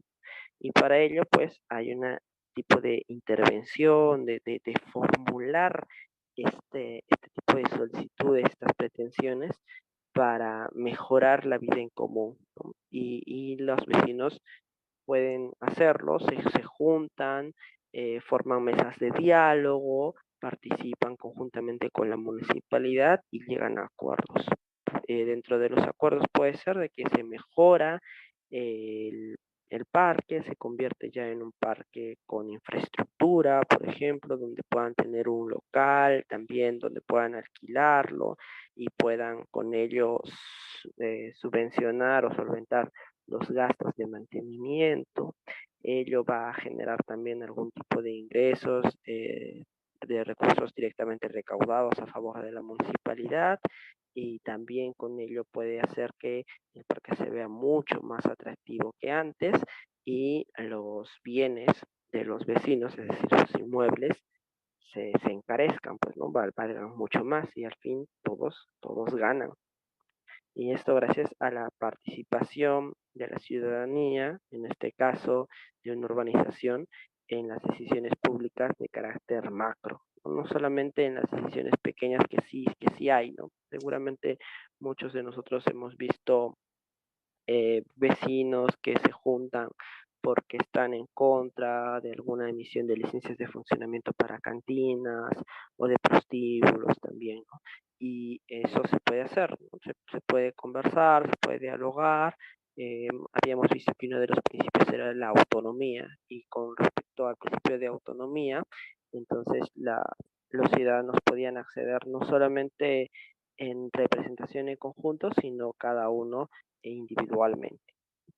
Luego, en la formulación de las opiniones, que lo vamos a ver más adelante, tenemos la opinión sobre proyectos normativos, es decir, la oportunidad que tenemos nosotros para opinar sobre las normas que aún están en proyecto, que es algo que generalmente no hacemos, ¿no? Uno cuando revisa los portales web donde están los proyectos normativos sujetos a opinión, hay muy pocas opiniones. ¿Dónde saltan más las opiniones? Cuando ya la norma se emitió. En Facebook, ahí cuando la norma se emitió, ahí todos criticamos. Todos ahí saltan los comentarios al respecto si están de acuerdo, ¿no? Pero cuando se da la oportunidad, no se hace, ¿no? Quizás ahí se necesita un poco más de divulgación o fomentar el uso, ¿no? Para que podamos opinar nosotros sobre los proyectos normativos, porque el sistema está, o sea, la plataforma aguanta los comentarios, pero parece que no es muy atractivo, ¿no? Solamente es atractivo cuando está en redes sociales y ahí sí podemos hacer los comentarios que nosotros querramos. Pero si es que nosotros revisamos no solamente los proyectos de ley, sino también los proyectos normativos del Poder Ejecutivo, podemos acceder a los portales web y comentar, realizar nuestras consultas. Otra cosa un poco mala al respecto es que a veces se tiene pocos días, ¿no? Son 5 días nada más que está en proyectos normativos sujetos a la consulta popular, pero bueno, ahí de todas maneras se cumple con la norma a efectos de que antes de que se publique, pues escucharnos a nosotros mismos, ¿no? Y nosotros también tenemos el derecho, el deber de brindar nuestras opiniones para bien, ¿no? Para mejorar los proyectos normativos que se encuentran en stock.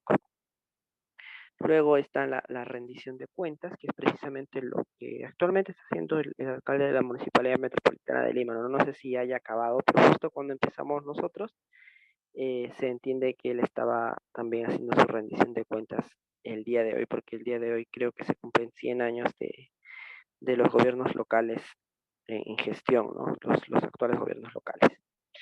Y luego también tenemos las audiencias públicas.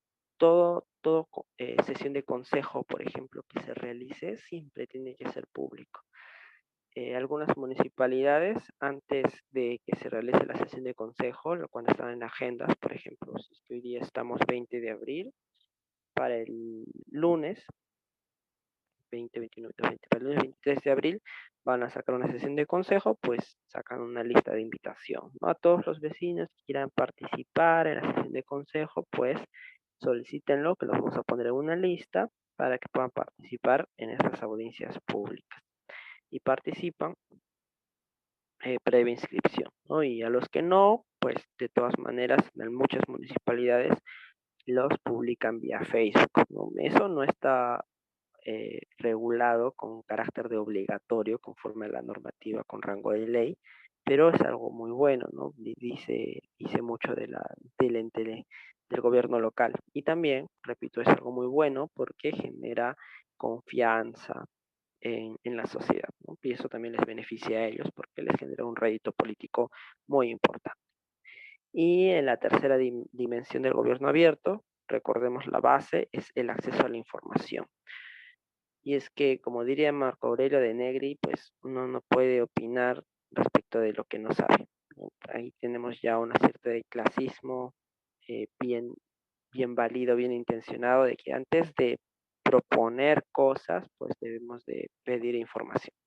Y es por ello que la base de todo este gobierno abierto, de la participación ciudadana, es el pleno ejercicio del acceso a la información. Lo que tiene que vencerse son las brechas que limitan el acceso a este derecho. No solamente porque no se ejerce mucho, por ejemplo, antes de que se den las apelaciones o ante el Tribunal de Transparencia o que existe el Tribunal de Transparencia, las acciones de habeas data como garantías constitucionales eran las menos recurridas en comparación de las otras garantías constitucionales. Y es porque no se utilizaban mucho.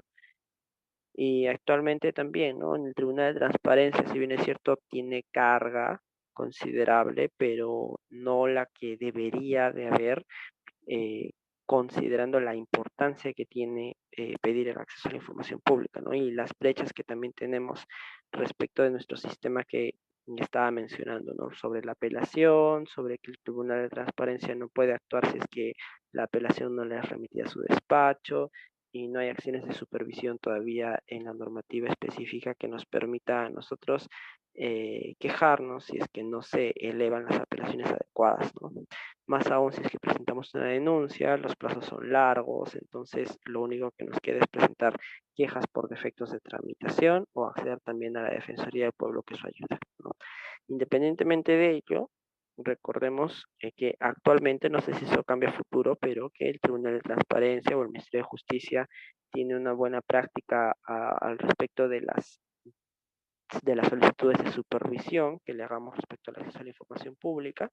Y en ese sentido, pese a que no tienen una función específica atribuida, pues mirando las atribuciones y los fines del derecho al acceso a la información pública, sí acceden, ¿no? Previo a declarar improcedente el pedido, claro, porque no está regulado, pero sí accionan, así es que funciona todavía hacer esos pedidos de supervisión al Ministerio de Justicia en materia de transparencia. Siguiente, por favor.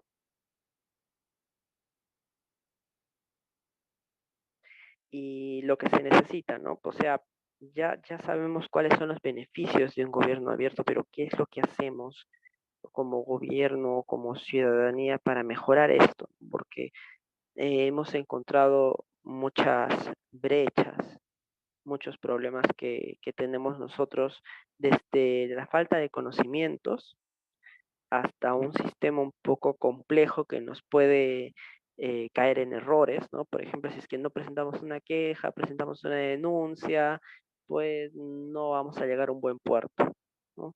Eso, o también no hay muchos incentivos en participar, ¿no? No hay muchos incentivos en solicitar información, por ejemplo, en algunas entidades, si es que no me la van a dar, si van a hacer problema, si es que están preguntando para qué, si esperan a que yo apele y no elevan la apelación y no se hacen problemas por hacerlo, porque de repente incluso solo designan a locadores de servicio para hacer esos trabajos, quienes no tienen ningún tipo de responsabilidad. Ya se generan problemas, hermetismos, y parece que ya no estamos tan incentivados en participar de la cosa pública, ¿no? De la misma manera, por ejemplo, que quizás no estamos muy incentivados en presentar denuncias cuando cometen hurtos, cuando cometen robos, porque hay una mala atención policial, pues peor aún cuando queremos participar activamente. Entonces, ¿qué se puede hacer? Hay algunos motivos para la promoción del gobierno abierto y una de las causas es los incentivos para la participación.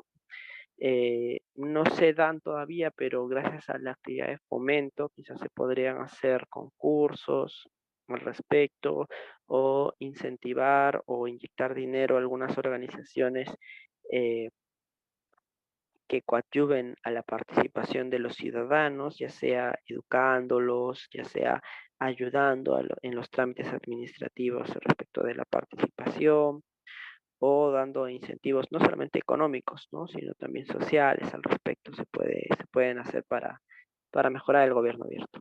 Luego, la reducción de costos y barreras. Felizmente, esto está avanzando, ¿no? Desde el año 2012 me parece que tenemos un decreto legislativo, creo que es el 1272, 1252, que lo pueden encontrar como ley antibarreras, ¿no? La ley antibarreras que se encarga de la Comisión de Barreras Burocráticas de Indecopi, que ayuda mucho para que nosotros podamos denunciar cualquier tipo de regulación excesiva. ¿Qué se hacía antes, no? Antes del 2012, si es que teníamos problemas con una regulación excesiva, pues presentábamos nuestras acciones de acción popular.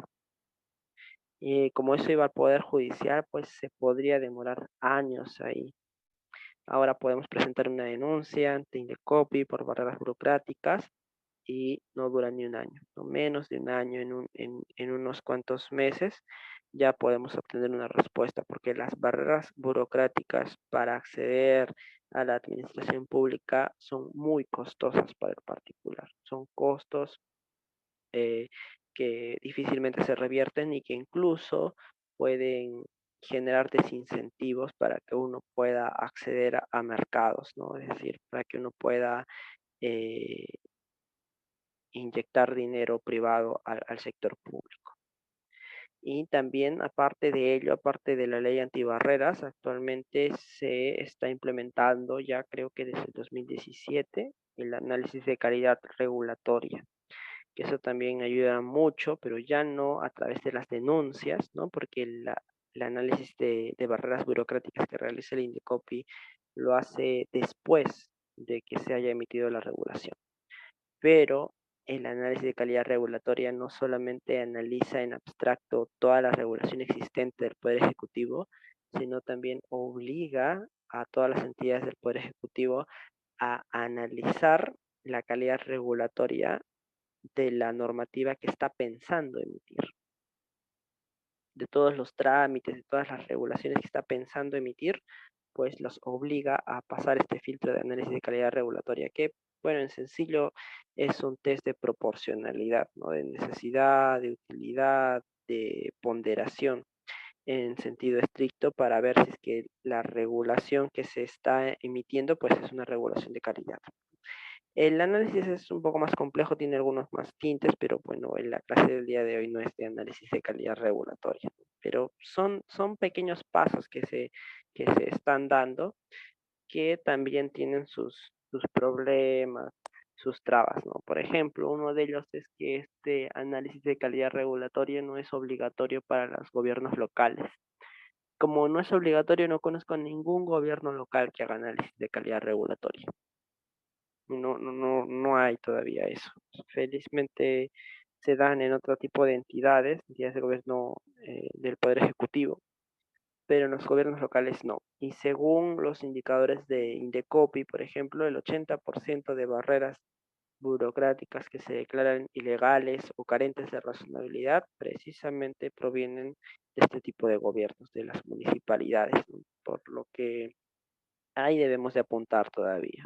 Quizás necesitamos un poco de voluntad política también para poder ponernos fuertes frente a las municipalidades, quienes seguramente van a levantar la bandera de la autonomía municipal, pero para decirles, ¿no? Que necesitamos regulación de calidad al respecto y para obligarlos a que pasen por un análisis de calidad regulatoria que seguramente ahorraría muchos soles a los peruanos, ¿no? Que dicho sea de paso, por ejemplo, el Indecopi sacó un informe en el año 2019, 2020 me parece, en el cual dijo que solamente por eliminar barreras burocráticas ilegales y carentes de razonabilidad, pues eh, eh, generó más dinero en un año que todo el programa juntos, ¿no? Que todo el dinero que da el programa juntos, porque las barreras burocráticas son muy costosas, ¿no? Quizás se ahorra unos 20 soles por administrado, pero tantos trámites que se realizan día a día,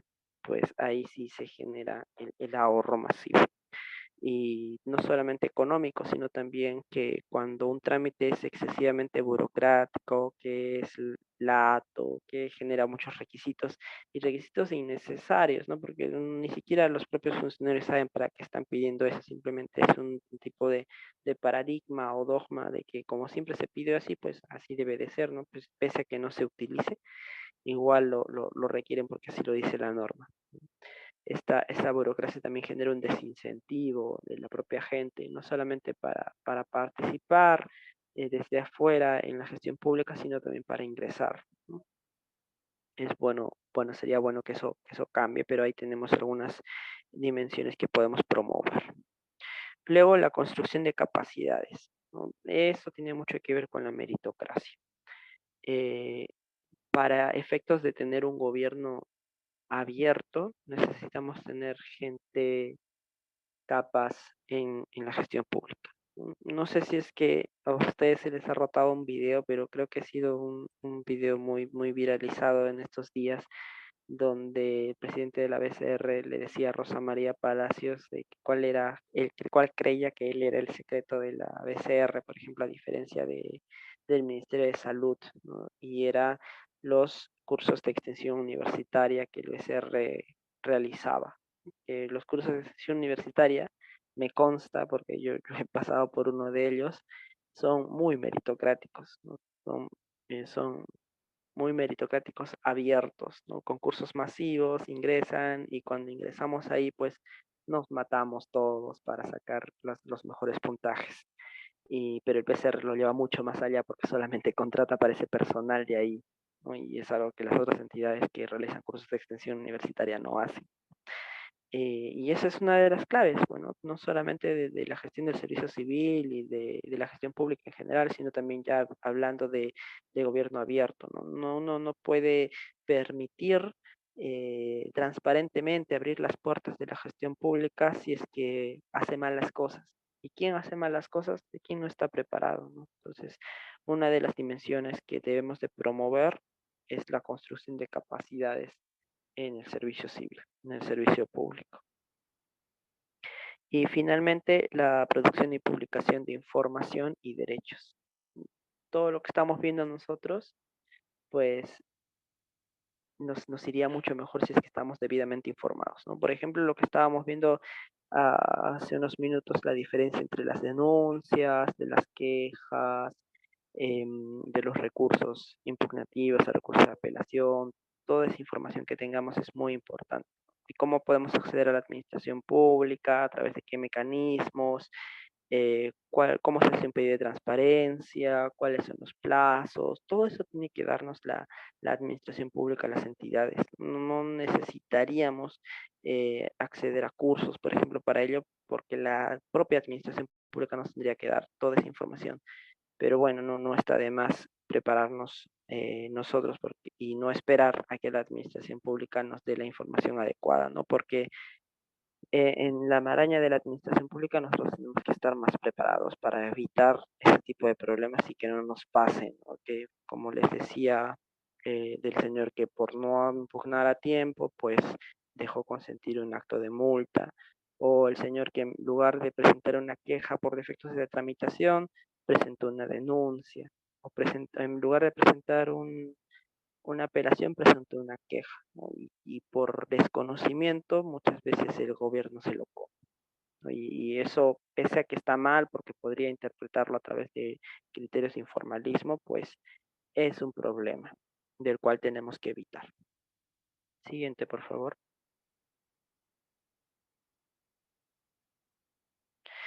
Y bueno, en la rendición de cuentas, acá tenemos una frase muy importante de Manuel Villoria, que es: cuanto más te observo, mejor te comportas. Y es algo muy importante. Y se dice cuando estamos en la administración pública, por ejemplo, actúa como si te vayan a auditar, ¿no? Yo quiero que actúes como si mi peor enemigo me vaya a auditar.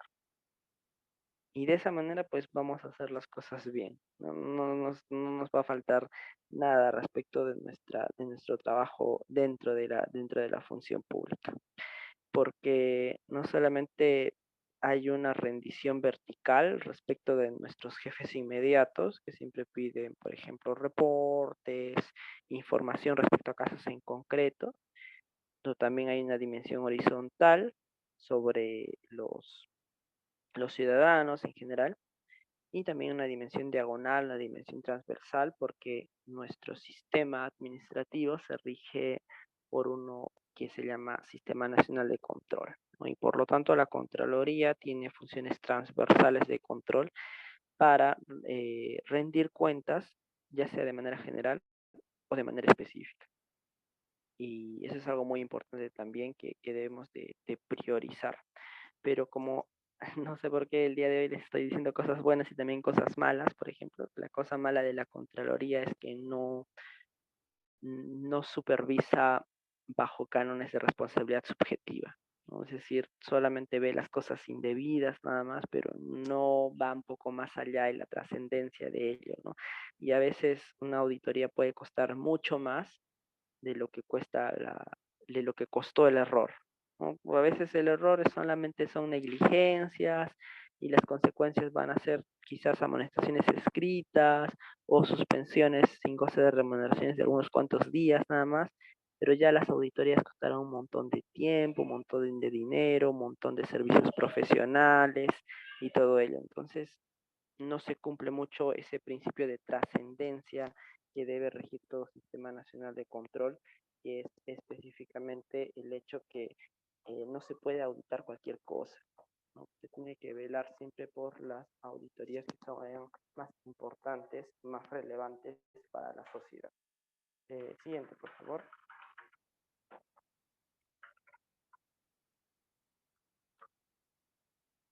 Muy bien. Como una de las frases que teníamos es la administración pública con la ciudadanía y para la ciudadanía, y como base principal, pues son los recursos humanos, que es lo más importante. Si es que no tenemos buenos recursos humanos, pues no vamos a tener un buen gobierno. No podemos sostener una administración pública de calidad si si es que no tenemos personas de calidad. Y yo creo realmente que los cursos de extensión universitaria sí son muy importantes al respecto, ¿no? De primera mano puedo decir que una de las mejores cosas que me ha pasado, por ejemplo, es pasar por un curso de extensión universitaria, porque me he dado cuenta cómo es la competencia masiva ahí, ¿no? Y me gustaría que casi todas las entidades públicas tengan este tipo de cursos de extensión y que no solamente sean de educación, sino también sean semilleros, ¿no? Conozco muchos, por ejemplo, yo llevé el curso de extensión en DECOPS y conozco muchos que sí se quedaron en DECOP y ahora actualmente están haciendo carrera, ¿no? No necesariamente tenemos que seguir esa línea, que es una opción, claro que sí, pero que como en el BCR sí sería bueno que solamente la única manera de acceder a la administración pública sea a través de esos cursos de extensión universitaria.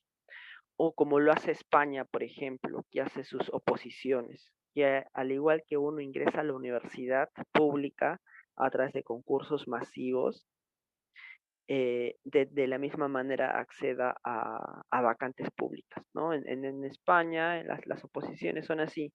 Uno ingresa a la administración pública a través de concursos de oposición o como le llaman ellos, opositar, y son exámenes de conocimientos para poder acceder a un puesto, ¿no? Acá nosotros no hacemos eso, nosotros postulamos a un CAS, que es lo más común, ¿no? Y vemos y nos dan una entrevista, que a veces es un poco dirigida, y ellos, la propia entidad, tiene mucho dominio respecto del procedimiento, mucho dominio, tanto para solicitar, ¿no? Porque eh, para solicitar, por ejemplo, los términos de referencia en un proceso CAS, puede dirigirlos sin que se vean dirigidos, solicitando información específica que solamente el postulante tiene y seguramente ustedes lo han visto mucho.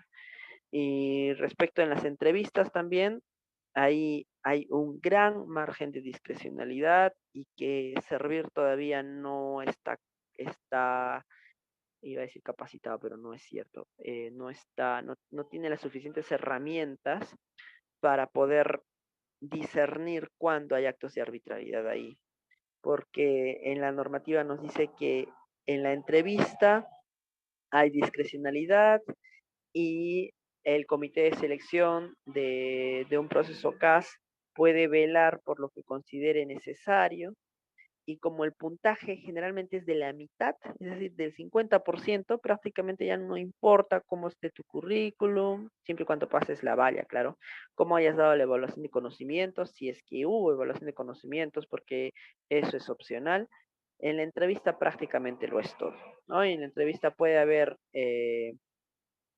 puntajes distintos, no hay ningún problema, y si es que se graba, pues simplemente la entidad puede salvar la convocatoria utilizando preguntas de carácter objetivo, ¿no? Independientemente de que sustente bien o no el puntaje, porque como es puntaje, es difícil argumentar por qué se le está dando un puntaje de 10, por ejemplo, y no un puntaje de 20. Es difícil argumentar. Simplemente con las preguntas objetivas, pues servir el Tribunal del Servicio Civil no se va a hacer problemas y va a declarar infundada la apelación, salvo que sean ya temas groseros, ¿no? Donde no se haya valorado bien el currículum o donde en la entrevista se hayan hecho preguntas que no tenían nada que ver, preguntas subjetivas o preguntas diferentes, ahí sí el Tribunal de Servicio Civil declararía fundado, pero si no, que es en la mayoría de casos, si ustedes revisan el repositorio de resoluciones del Tribunal de Servicio Civil, tantos casos que han sido declarados infundados, o peor aún, en algunos fundados, pero como se demora el Tribunal de Servicio Civil 5 meses en resolver los casos, y hasta eso ya el CAS ya terminó, ¿no? Perdón, o el CAS ya está trabajando y todo ello, entonces declaran la sustracción de la materia, ¿no? Y si bien es cierto, el impugnante tiene una resolución donde le dieron la razón, pues, pero al final de cuentas, pues no hace nada, ¿no? Con eso, solamente sirve para hacer un deslinde de responsabilidades posterior, ¿no? Y es algo que tenemos que, que, que apuntar, ¿no? En mejorar el talento ciudadano ya de cara al futuro, que es algo muy difícil, ¿no? Se trató de hacer con el tránsito al régimen del servicio civil, pero parece que ya los ánimos están muriendo al respecto, que no se, fue algo que no se consiguió, ¿no? Ya estamos 2023 y desde el 2014 que se tuvo esa idea, parece que será un sueño no cumplido el tránsito con esta ley, ¿no? Al menos que luego salga otra ley,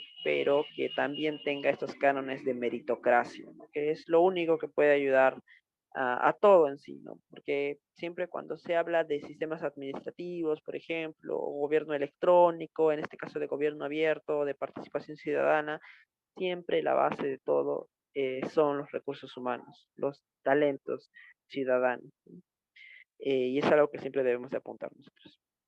Bueno, y con eso ya terminaríamos la exposición, porque quiero dar pase a si es que hay preguntas para terminar bien con la clase del día de hoy. Más bien, muchas gracias a CEFOCA por la oportunidad. Y si es que tienen dudas, pueden escribirme a rubenmarquez@outlook.com y yo muy gustoso voy a estar dando las preguntas si es que no se les están ocurriendo en estos momentos, no se preocupen. Me escriben por parte de la institución, por parte del curso, que como abogado siempre las consultas son pagadas, pero si es que vienen del curso y haciendo preguntas al respecto de esta materia, pues no voy a tener ningún reparo en dar la consulta.